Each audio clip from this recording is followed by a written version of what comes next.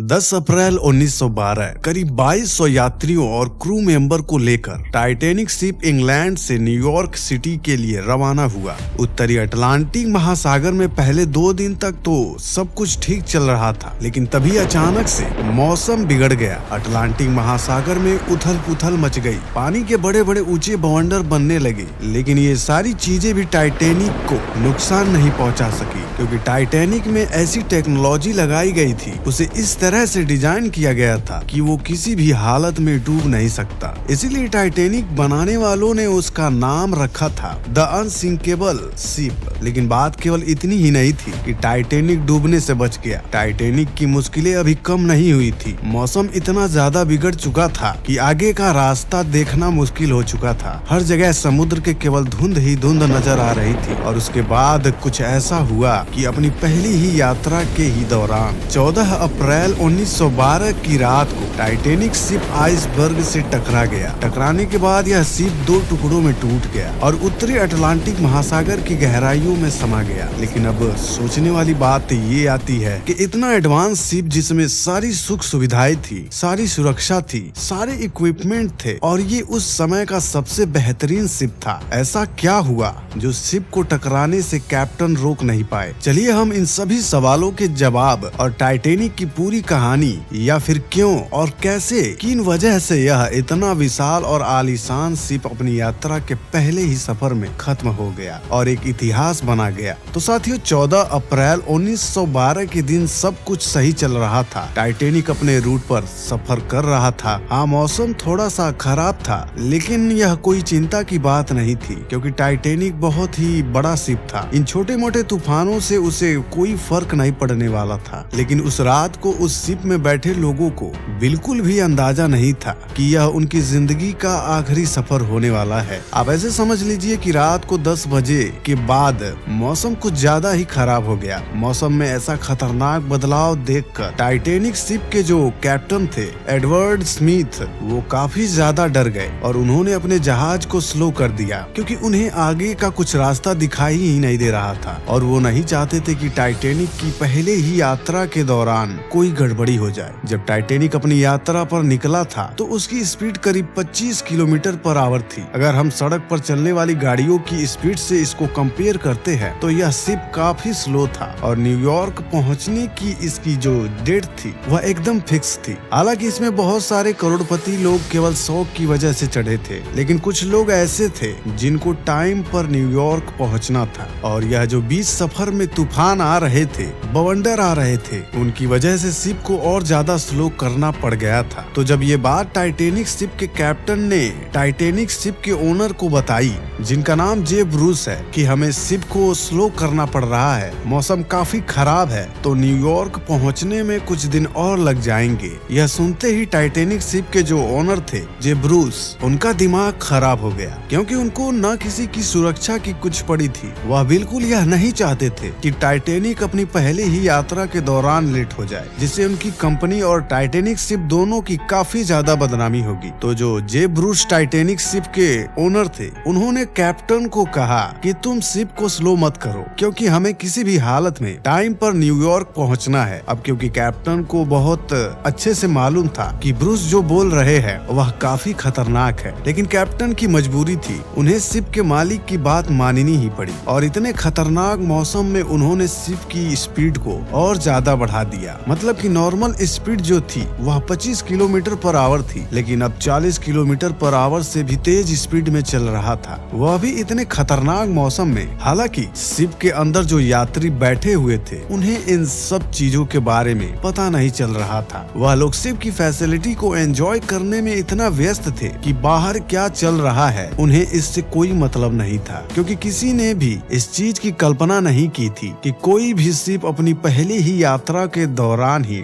डूब सकता है। वह लोग एकदम बिंदास होकर शिप पर एंजॉय कर रहे थे, बिल्कुल वैसे ही जैसा आपको टाइटैनिक मूवी में दिखाया गया है। अब शिप करीब 40 किलोमीटर पर आवर की स्पीड से चल रहा था, तभी अचानक शिप के कैप्टन को सामने से 6 बड़े आइसबर्ग के बारे में चेतावनी मिलती है। ये 6 बड़े आइसबर्ग अलग अलग जगह पर थे और शिप इनसे टकरा सकता था, लेकिन चूंकि शिप इतनी तेज स्पीड में चल रहा था तो उसे एकदम से रोकना पॉसिबल नहीं था। इसलिए लिए कैप्टन ने समझदारी दिखाई और शिप को मोड़ दिया। तो जो सबसे बड़ा आइसबर्ग था उससे शिप टकराते टकराते बचा, लेकिन जब शिप मुड़ गया तब उसके सामने 5 और आइसबर्ग आ गए थे। लेकिन टाइटैनिक शिप के जो कैप्टन थे वह काफी ज्यादा अनुभवी थे, तो उन्होंने जैसे तैसे करके इन 5 आइसबर्ग के बीच में से इतने बड़े शिप को सुरक्षित बाहर निकाल लिया। अब इतना कुछ चल रहा था, लेकिन शिप में जो लोग बैठे थे उन्हें अभी भी इन सब चीजों की भनक नहीं लगी थी। अब चूंकि शिप को आइसबर्ग से टकराने से बचाने के लिए कैप्टन ने शिप को एक अलग डायरेक्शन में मोड़ दिया था, तो वह अपना रास्ता भटक गए थे। कहने का मतलब ये है कि उनका जो फिक्स रूट था, जिस रूट से टाइटैनिक को जाना था, वह उस रूट से हट गए थे। अब उस रूट में आगे क्या आने वाला है इसका कैप्टन को कोई अंदाजा नहीं था, और तभी अचानक से सामने से एक और आइसबर्ग आ जाता है। यहाँ पर प्रॉब्लम केवल आइसबर्ग ही नहीं था, प्रॉब्लम थी मौसम जो इतना खराब था। इतने बड़े बड़े तूफान आ रहे थे, समुद्र में जो लोग शिप ऑपरेट कर रहे थे उन्हें कुछ दिखाई ही नहीं दे रहा था, और अचानक से यह जो आइसबर्ग सामने आया, टाइटैनिक शिप के कैप्टन इससे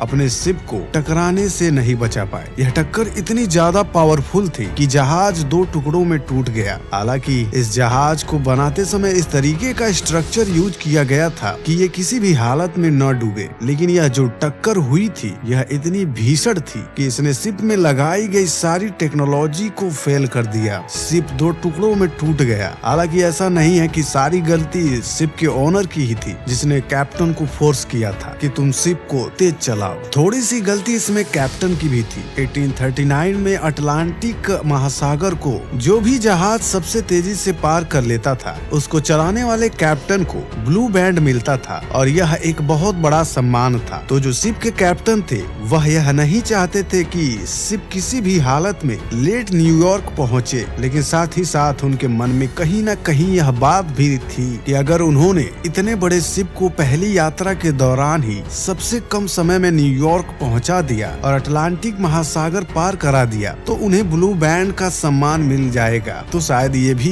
एक रीजन था कि इतनी सारी प्रॉब्लम्स आने के बाद भी, आइसबर्ग आने के बाद, मौसम खराब रहने के बाद भी कैप्टन ने शिप को स्लो नहीं किया, क्योंकि उन्हें अपने ऊपर पूरा कॉन्फिडेंस था, जो गलत साबित हुआ। और एक छोटी सी गलती ने हजारों लोगों की जान ले ली। शिप में जितने लोग सवार थे, जब शिप टूट रहा था और यह टक्कर हुई थी, तब कुछ लोग शिप से गिरकर समुद्र के पानी में चले गए, और उस समय समुद्र का जो पानी था उसका टेम्परेचर -2 डिग्री सेल्सियस था। जो लोग भी पानी में गिरे थे वो लोग 5 मिनट के अंदर ही भगवान को प्यारे हो गए। चूंकि लाइफ बोट कम था तो सभी लोगों को नहीं बचाया जा सका। ऐसे में जो महिलाएं और बच्चे थे उनको लाइफ बोट पर बैठा दिया गया, और जो बाकी बचे हुए लोग थे उन्होंने टाइटैनिक के साथ डूबते हुए अपनी जान गंवा दी। रात को करीब 2:30 तक टाइटैनिक पूरी तरह से उत्तरी अटलांटिक महासागर की गहराइयों में समा गया था। हालांकि शिप की बॉडी को ढूंढने की काफी कोशिश की गई, लेकिन कई सालों तक इसकी बॉडी का कुछ पता नहीं चल पाया। फिर साल 1985 में डॉक्टर रॉबर्ट बैलार्ड को करीब 13,000 फीट की गहराई में टाइटैनिक की बॉडी मिली, जो पूरे तरीके से